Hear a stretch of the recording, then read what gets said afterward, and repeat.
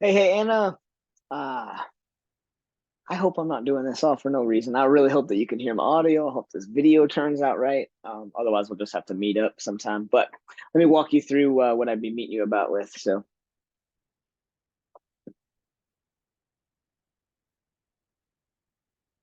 all right, let's dissect this.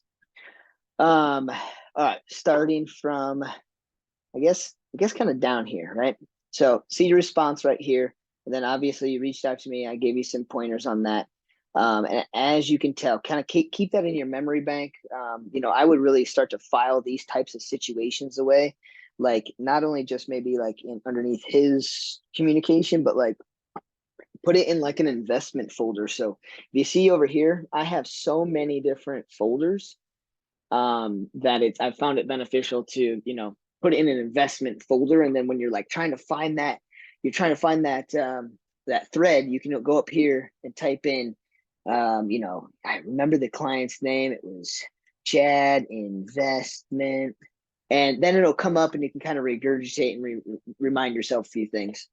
But anyways, these are great questions, and as you can see, it brings out a lot of stuff, so let's unpack. Needs a realtor.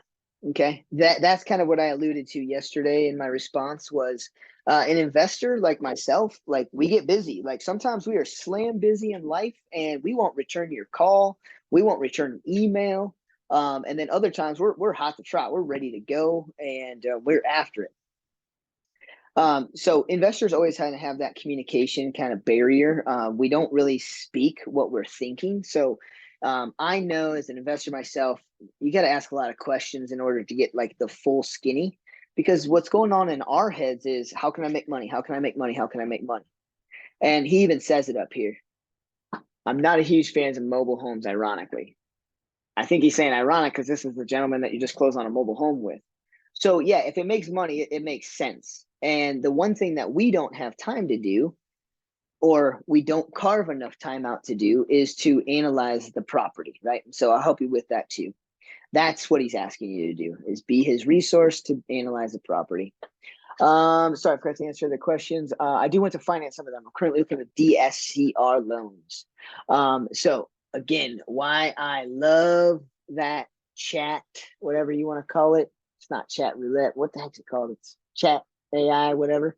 Um, while it's loading, I can tell you that a DSCR loan is really recognized as a bank statement loan. So you're going to hear people say it's a bank statement loan. What that means is that they don't have to go through the proper channels. They don't have to go through and submit tax returns and blah blah blah blah. It's pay stubs. If they're bringing money in every month and the property looks good to the lender, they're good to go. Wait a second, Bruce. How can it be that easy? Well, it's not. You're gonna have to pay a decently high interest rate. So there's a caveat to it. Very easy loan for an investor to get. However, your interest rates really, really, really dig into your monthly payment.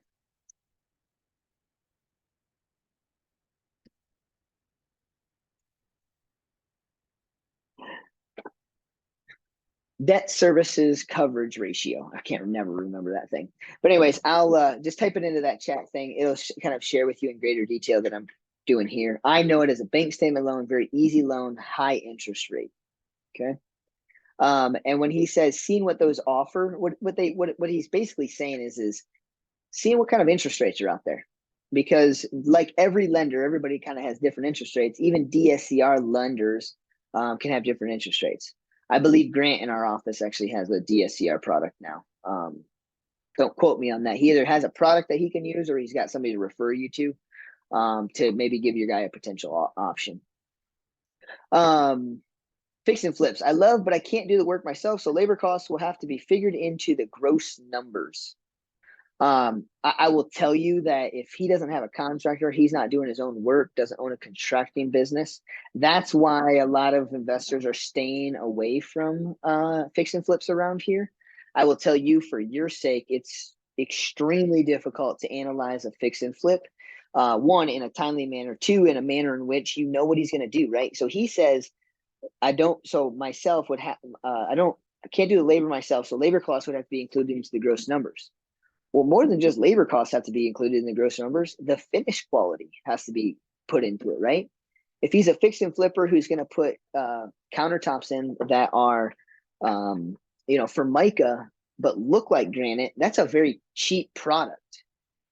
There's a lot of flippers out there that will use that, and there's a lot of flippers out there that won't. And so, anyways, there's no way you should have to run through and do any. I never ever run properties through a flip analysis for other investors, because you don't know what they would put in. That's the hardest thing to analyze, because they need to analyze it. So don't worry about that front. You don't even probably have to look into that. This dude wants some buy and holds based upon the rest of the stuff. So let's keep going. There isn't anything I would shy away from doing. That's awesome. That's really awesome, because I'm the guy that shies away. As soon as I feel foundation issues, boom, I'm out. If there's mold issues, I may entertain it, but if I find something that's going to stigmatize the property, I'm the investor who's out. So I don't do foundations. I don't do asbestos. I don't do meth, like those types of things, or stick with the property. I just don't do them, but I'll do everything else. I'll gut it, inside, outside, doesn't matter to me. So that's good. So that's awesome, because a lot of people will shy away from foundation stuff. A lot of people will shy away from asbestos mitigation, stuff like that. Would even look at commercial properties. Based upon him buying a mobile home,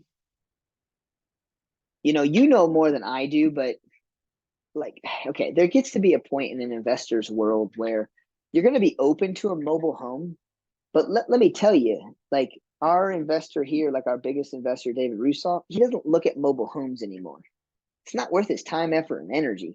So I have a hard time believing this guy says he's going to look at mobile homes, but would want to have the capital for it. Because if you're in the realm of, investing through a couple of $1,000,000, you're not likely looking at mobile homes. So I wouldn't say we need to really dive into the commercial realm. If we find one, great. I'm not diving in. I'm not a huge fan of mobile homes. We already said that. I'll buy anything that makes sense. So that's awesome for you, because as long as we can show him it makes sense, great. My investors want a 10 cap or better.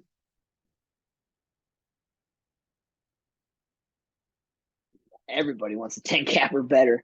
10 caps are extremely difficult to find. So let's dive into that really quick. Oh, you know what? No, one other point. My investors. So that's a little thing right there, right? So he must not the primary. He's got money coming in from somewhere. How many people are on the contracts? So we got some questions there. So let's kind of pause with the video. I'll look at cap rates here in a second. Questions for him would be something to the effect of, hey, Chad, thanks so much for the email. When you say investors, if the property becomes, quite extreme as far as a dollar amount, or a very high dollar property, are you saying that you're going to bring in other people to be a part of the contract, right? You're going to need to know if there's other signers. That's about it. It doesn't really matter how many signers. Sometimes what investors will do is they'll pool their money together. Chad will be the only one signing, but we've got to get approval from these other people that it's a good deal. So sometimes there's a little bit of time game, meaning he's not going to sign the contract until his people look at it. So when you write an offer for him, give him time to execute. Cap rate. All right. So the Googles, cap rate calculator. Real easy. Really, really, really easy. Really easy to calculate. And then also really, really easy to mess up. So this one's perfectly fine. This Omni calculator, perfectly fine. Property value, say it's 500,000. Oops. All right. Annual gross income. So remember, it's gross and not net. So if you find a property and you say it's going to be, rent out for, let's say, $2,200 a month times 12, 26, 400. Okay. Operating expenses. This isn't a percentage rate, right? Operating expenses and a percentage rate. This is really tough to figure out. if you don't have an investment property, but we can figure it out. Way too much detail for this, but here's what you're going to need to know for operating expenses. Question for Chad. When he thinks of operating expenses, is he talking about the mortgage? So PITI, right? Principal, interest, taxes, and insurance. Because I, as an investor, I do not. That's not an operating expense. That's the cost of doing business. That's my burden. You see, if I buy it in cash, I don't have that payment. So that's not a cost to operate the investment. So you want to clarify that with him. If this doesn't make sense, pause your video, rewind it, and regurgitate what I just said. In my world, an operating expense is the cost of operating the investment property. If I buy it in cash, I don't have a principal, taxes, insurance, and interest, right? PITI. So in my world, that's not part of operating expenses. That was my choice to not buy it in cash. Vacancy rate, around here, you can put basically 5%. I usually use 10% or 8%. So the magic number of vacancy is usually 8. And the reason why is if there's 12 months in a year, 1 divided by 12 is 8%. So each month that it doesn't go rented is about 8%. Usually in Colorado, you have a lease that ends, February 1st. There's no way that thing's not rented by March 1st if you do the right things. So there again, you can see it comes out and has a annual net income and a cap rate of 4.8. We didn't even put in operating expenses. So very, very, very, very likely that when we start to analyze some of these properties, none of these are going to work. That's why he's saying, hey, look, this just looks like a list of properties. And that's because what you're going to start to realize is a cap rate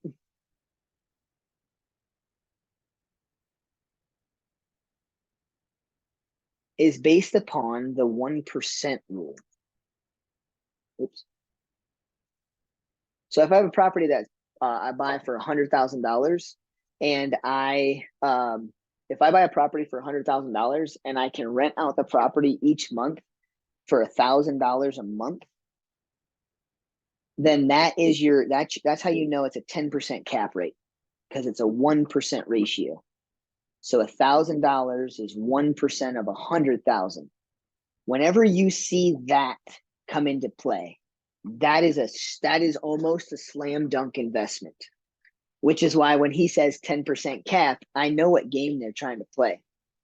So in order in Colorado to get a 10% cap rate, you'd have to have a $500,000 property, right? And you'd have to have that rent out for $5,000 a month. Actually, I think it can be like $4,500. $4,500 a month times 12 equals 54,000. 54,000. There's your 10% cap rate, 9.936.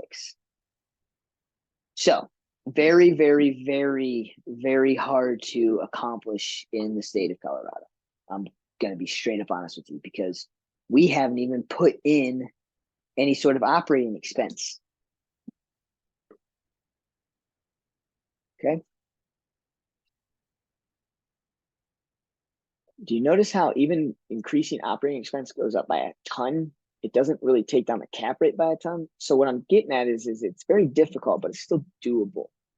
I think this guy needs to really target 6 to 7.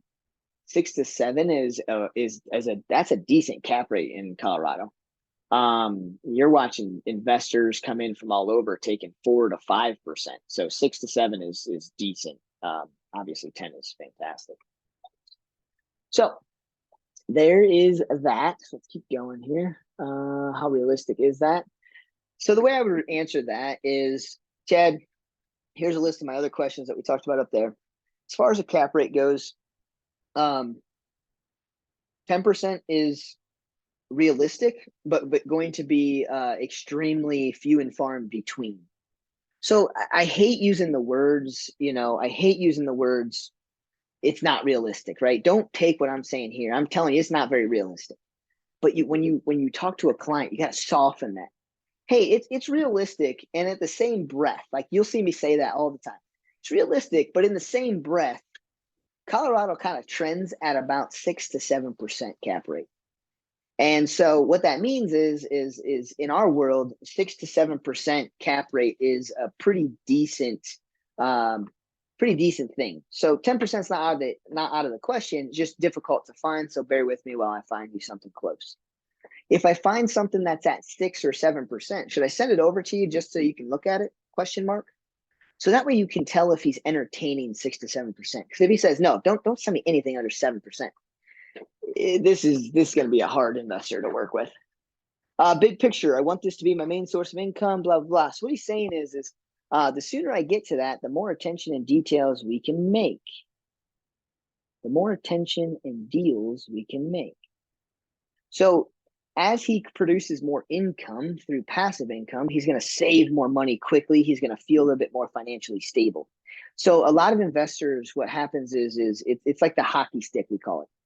I don't know if you've seen like the graph. So you start off and you're plateauing. You're not doing much. You're buying an investment property like this year, then another couple of years, and then all of a sudden you got like three. And now you can start to buy the fourth one quicker because these three are making money. So as he gets to that place, that threshold of passive income starts to be around what he's making in his full-time job today, that's when he's going to start to go, wow, this is really working. I need to buy more properties as fast as I can. So every investor starts off slow, and then we buy a crap ton of properties after we understand the game, and it starts to snowball for us. So anyways, I hope that part helps. Let's go in and let me show you how to analyze. Okay. All right, let's take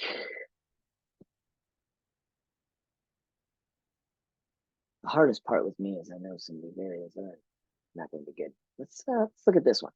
322 Grape Street, Hudson. Let me bring over Iris. 322 Grape Street.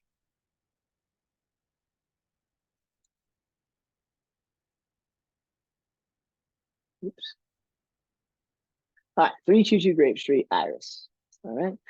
First and foremost, that's a pretty reasonably priced property that's been on the market for a long time. So I want right off the rip, I'm gonna be like, what the heck is going on? No HOA. So I'm gonna read through here.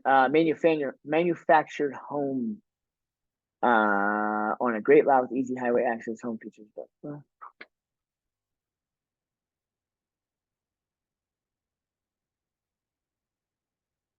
Ooh, with rental median rents of over $2,000. Ooh, that's good. See,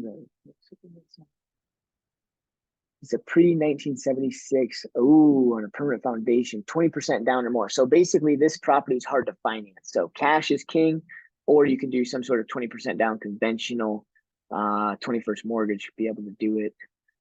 So what you want to do is you want to look at this as like something similar to what he bought, mobile home, manufactured home, but it's not on a lot rent, which is why the price is so much more.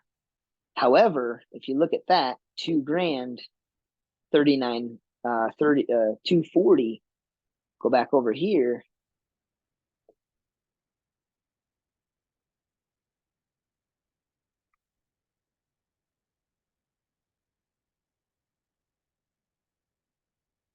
That's got a decent cap rate, even at a 10% operating expense. And I doubt your operating expense is even going to be that high because it's such a small property and it's got a lot of new things. So I'm not guaranteeing it's 5% though, but did you see 874 to 828? So even 5 to 10%, like it's okay to be a little bit more conservative on that because it doesn't change that much. That's a great one so far. So far.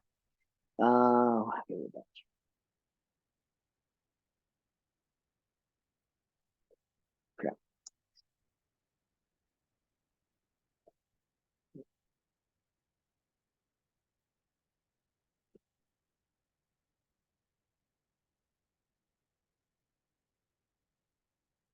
All right. Now he said something about looking something, see rent report and supplements. So documents here or documents here goes to the same place. Rent analysis. What we're looking for here is okay. Yep, that's what we're looking for. Rentometer is a great source, but it's not showing you what it's rented for. That's just a base average. So play around with rentometer.com. It is a pretty awesome, powerful website. And it gets you really close. This actually was a website I was going to show you, but here it is. So it shows you your property, it shows you all the surrounding areas, and then the median rents that are happening and what they track to give you this average stuff up here. All right. Because let me see what this one's. Permanent foundation compliance. That's the mobile home foundation certificate. Okay, so one of the things that you'll notice is the rental analysis. That's just a general analysis. And then down here, it says, no, down here. This home would make a fantastic rental with median rents of over 2,000. So that is not truth. It's not being rented for that. And so we got to be careful that what we put in here isn't wrong. So I like rentometer.com. So that was what I was going to tell you. I like to go to rentometer.com and do the same thing. So I'm not going to do that for the sake of the video, but go to it, play around with it. It's awesome. Then I like to spot check Rentometer. So then I'm going to go to Zillow, rentals. Oh, I should probably put Hudson, Colorado.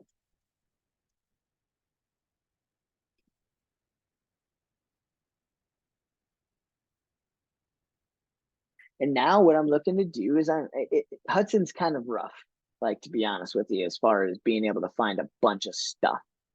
But what I'm going to do is I'm going to see, is that reasonable? Is there stuff being rented in Hudson for around $2,000? First glance, looks like it is. But I'm going to look at this one. 3-bed, 2-bath. Okay. 1 story. Ooh, looking good. Looking good. 3-bed, 2-bath, 1,350 square foot. Let's go back over here. That's great. Great. 1,500 square foot. Apartment for rent, blah, blah. How long has it been on here for? 23 days, 101 contacts. Okay, so that's not looking great, right? Because this is about $100 under what we're looking at, and it hasn't been rented yet. A lot of contacts, though. So it's probably close to being rented. So I don't think it's that far off. But it's not rented yet. So all in all, I'm in agreement with their $2,000 analysis because that's what I'd be looking at. I might look at some of these just to see, this is 2,800 for only 2,200 square foot. That's only 700 square foot more. One application already. So all in all, it's likely that that one can get it. So I'd send that one over. So let's look at one that's not going to hit. Okay, so that way you can see that one. I didn't expect an example to be something that I would say send over. So there you go. You're welcome. Let's look at a different. Let's look at one I know is not going to comp out well. Here we go.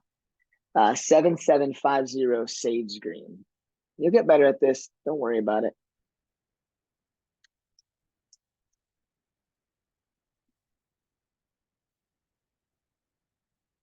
Oh, under contract, but let's still look at it here. All right. So we got 255. Okay. And then we've got 715 per month. So this is going to be really one of the #1 reasons why this is not gonna work. Okay. And I want to show you how I do this and why this looks like this. So I got 255. I know the 715 a month. So let's look at where it's at. I don't know why I just got done with Zillow. Okay. And then let's go over here, back to Zillow.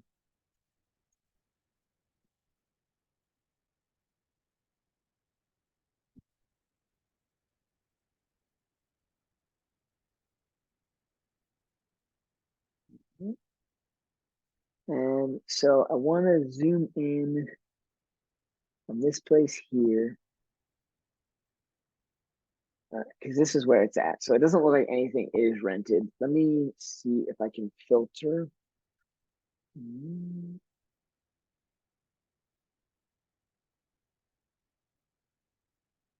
No, you can't do it through there. But anyways, what I would be looking for is I'd be looking for past rentals in this area to see. Now, here's what kind of is bringing up a thought in my head. There's nothing for rent. I wonder if the HOA park or the community for that listing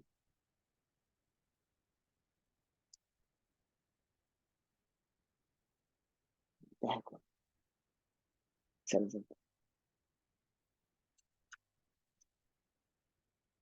I wonder if the community doesn't allow these to be rent. They have to be owner occupied. So I would call not Kimberly. I would call the HOA, Perry Greens, and I would ask them, can this be a rented unit? That'll disqualify you right away. However, let's pretend that you called them. Let's pretend that they said, yes, this is a rented unit. How do you analyze this sucker? Listed at 255. So we go back over here. And we're going to go with 255. Okay. Now, gross income. So let's pretend that the property rents out for $2,000 a month, right? I think that's actually not far off from what I'm seeing over here. This is only 1,000 square foot home, and it's listed for 24. The property that we're looking at, I believe, is very similar.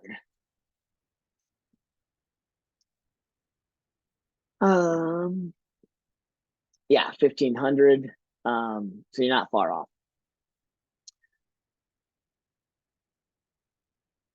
So now, instead of, if I'm thinking $2,000 a month, instead of putting in 24,000, I gotta back some numbers off. You see, that lot rent's gonna eat into it. So if I do $2,000 a month minus $715 for lot rent, I'm at $1,285. 1,285 times 12 is 15,420. So you can see how that lot rent kills the cap rate. Anyways, I hope this helps. Just to recap, use Rentometer, use Zillow. This is why it takes some time. I can analyze a property. I can analyze a property to understand if I need to go further down the rabbit hole in about 5 to 10 minutes. And then if I like the property, like that other one, I'd be diving into that other one.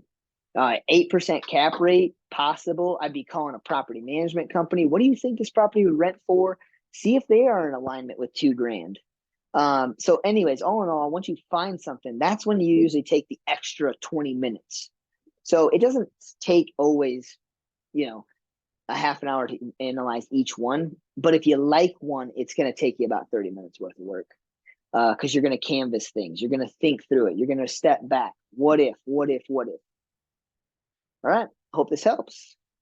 Hope you get the recording. See you, Anna.